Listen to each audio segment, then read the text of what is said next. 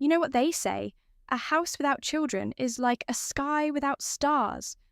That thought haunted me every night. Dylan and I had been married for 2 years, but the excitement of our wedding vows had fizzled out fast.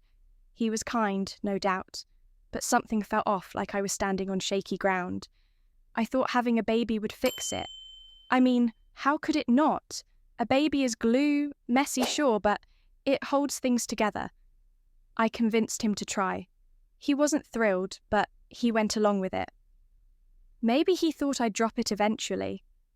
But, oh, I didn't. Month after month, I tracked cycles, followed every fertility blog, and scheduled every possible moment. I was obsessed, and each month the same heartbreak. Negative test after negative test. At first, I blamed myself. Maybe I wasn't trying hard enough. Maybe I needed to eat better, reduce stress, pray harder. But then I started wondering, was it really me, or was it Dylan? That question sank its claws into my brain and wouldn't let go. Before I go on, make sure to subscribe for more stories about love, betrayal, and the secrets that change everything. Because sometimes the truth isn't just painful, it's catastrophic. Now, let me tell you how my plan completely fell apart. The doubt grew stronger every time I watched my friends get pregnant so easily. It wasn't fair. I wanted that.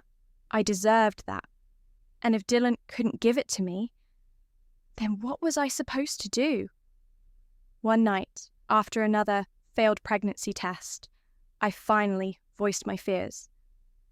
Maybe we should get checked, I said, keeping my voice light, casual, like it wasn't tearing me apart inside.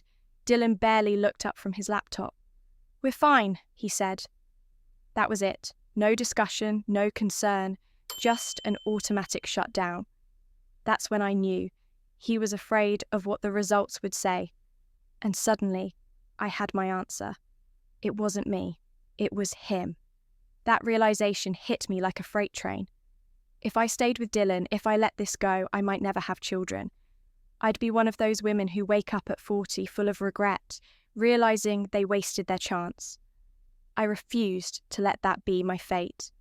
And so, I made a choice. His name was Jason. He was the complete opposite of Dylan, rugged, passionate, unpredictable. I met him through work, and from the beginning, there was an energy between us. I never acted on it, never let myself even entertain the thought. Until now.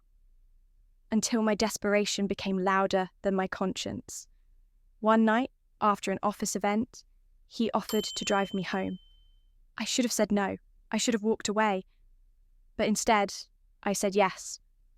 One drink turned into 3. A lingering touch became a kiss. And suddenly, I wasn't thinking at all. I told myself it was just one night. Just a mistake.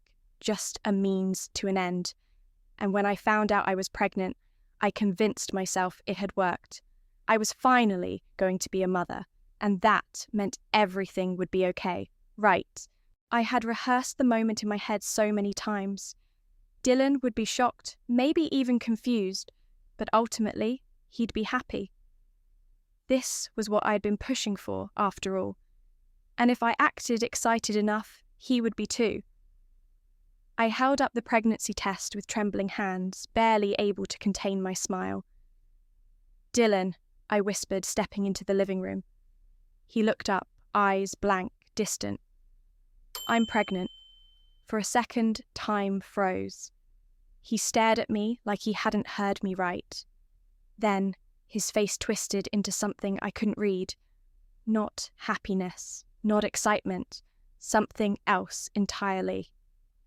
No, you're not, he said. My stomach dropped. What? He stood up slowly, deliberately. You're not pregnant, Emily. That's impossible. My heart pounded. What do you mean? That's when I saw it. The envelope on the table. White, unopened, mocking me. Dylan had gotten tested. And now he knew. I'm sterile, he said quietly. I've always been sterile.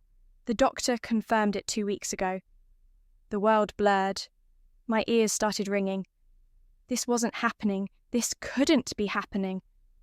My mouth opened, words forming, lies assembling. But I saw it in his face. He already knew. So tell me, Dylan continued, his voice deadly calm. Whose baby is it? My body went cold. This was it. The moment everything came crashing down. I wanted to deny it, to beg, to make him believe anything but the truth. But Dylan was smarter than that, and I was out of options. My voice cracked. I'm sorry. His eyes darkened, and for the first time in our entire relationship, I saw real hatred in them. Pack your things, he said, and get out. I thought he'd yell. I thought he'd break down, but he didn't. He just left, walked out of the house, out of my life without another word. And I stood there, shaking, trying to process the wreckage I had just created. I had won, hadn't I? I had gotten what I wanted. A baby. But at what cost? I thought maybe, after time passed, he'd soften. Maybe he'd want to be a part of the baby's life, even if it wasn't his. But when I reached out, when I tried to apologize, I realized Dylan wasn't the same man anymore. He had moved on. And me? I was left with nothing but regret. Jason was never meant to be a permanent part of my life. He had made that clear. He wasn't interested in playing dad, wasn't looking for a family. And suddenly, the one thing I thought would fix everything had ruined everything. I had a baby on the way, but I had no husband, no stability, no future, and worst of all, I had no one to blame but myself. Regret isn't loud. It doesn't scream in your face. It's slow. It creeps in when you least expect it, whispering in your ear when you wake up alone. And now, every time I look in the mirror, every time I feel the baby kick, I remember I made this choice, and I will have to live with it forever. If you enjoyed this story, don't forget to subscribe for more real-life betrayals, regrets, and shocking twists. Because sometimes the worst thing you can do is get exactly what you wanted.